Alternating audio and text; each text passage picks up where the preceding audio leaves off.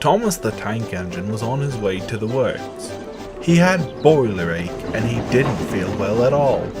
He was looking forward to a rest. Soon Thomas arrived at the works. Culdee the mountain engine was also there. Thomas had never met Culdee before.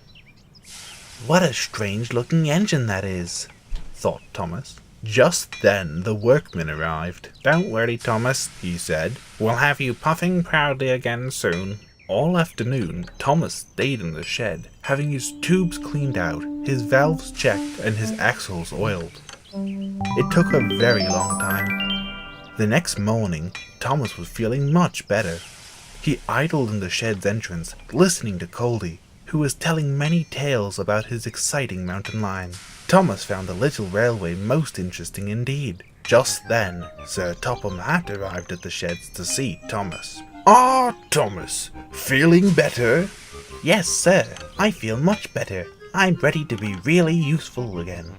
"Ah, splendid! But you can't just leave yet. We need to make sure everything is working properly. Some ballast beneath a track down the line has washed out. Please help to repair the line. There should be a ballast truck near the river." Thomas, eager to show Sir Topham Hatt what a useful engine he was, set off at once. The ballast truck was none other than S.C. Ruffey, a grouchy truck who usually led the other trucks in their mischief. Thomas was not in the mood for games, and firmly said so when he buffered up to the little truck. Soon, Thomas came upon the damaged track. "Hello," called Thomas as he arrived with the load of ballast. Leaving the ballast where it was, Thomas returned to the sheds to report back to Sir Topham Hatt. "Ah, Thomas," said Sir Topham Hatt upon Thomas's return to the shed. "Well done. You are a really useful engine." Thomas beamed from buffer to buffer. "Thank you, sir." "You've cleared inspection, so I need you to return to work up at Farquhar again. Whatever would the passengers do without you?" "Right away, sir." He thanked his new friend Culdee and promised to try to visit him sometime. And with that, Thomas set off back to Farquhar. Thomas was very happy to be a really useful engine once again.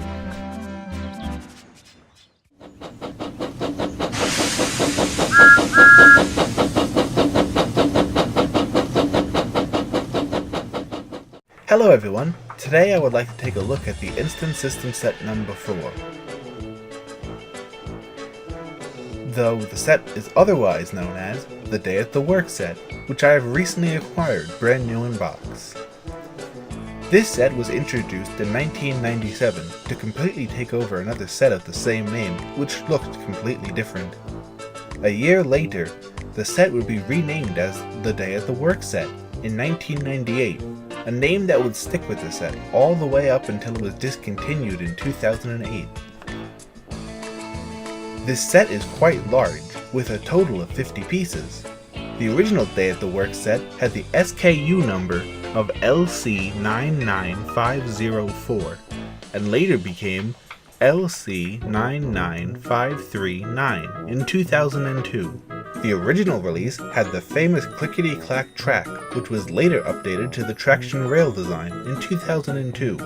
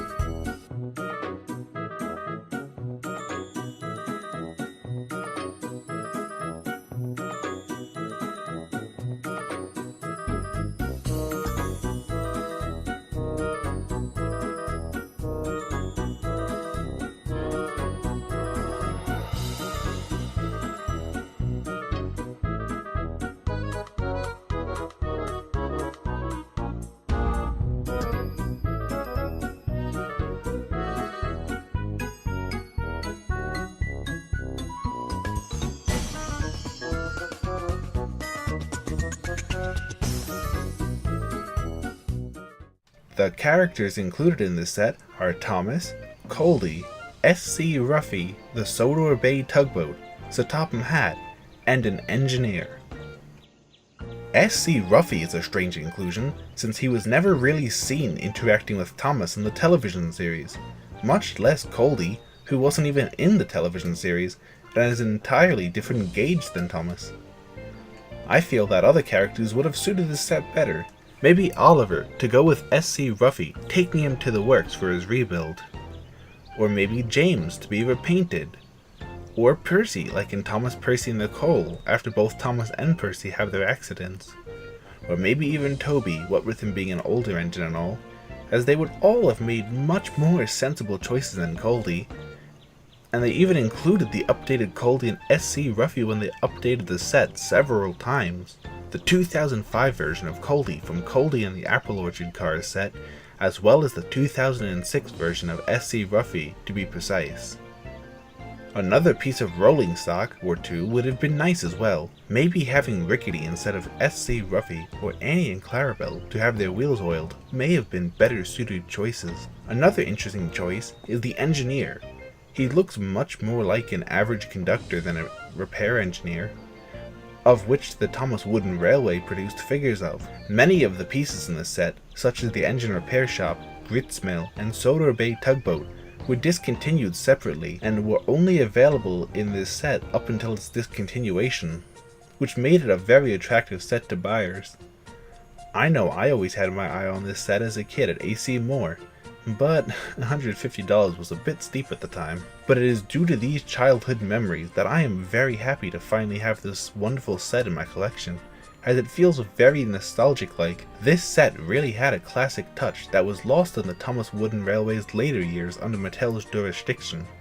This set also came with a nice playmat for the pieces to sit upon, but the set is so massive it spills slightly over the edge of the mat in places, despite me building the set directly to the specifications of the box. Speaking of the specifications, interestingly enough, the parts list on the instant set number 4 is wrong. The set's list image and parts list clearly lists a female-female adapter and a male-male adapter. However, the male-male adapter is not included, as it has no place in this set. Instead, a 3-inch straight track piece is included, despite not being listed. However, the 3-inch straight piece track is shown in the pictures on the box. Another interesting thing to note is that despite the various amounts of pamphlets included in the set, showing an arguably better time for the brand, there was no direct instructions for the set, and you have to go completely off at the back of the box. For play, the engines can be repaired in the shed, steam around the yards, or have a good old-fashioned crash or two, whatever it takes for them to be really useful engines all over again on what feels like a really tiny slice of Sodor. I cannot stress enough how the little additions like the Gristmill, Sodor Bay Tugboat, and even all the trees, houses, and other small nuances really make the set pop and truly feel alive.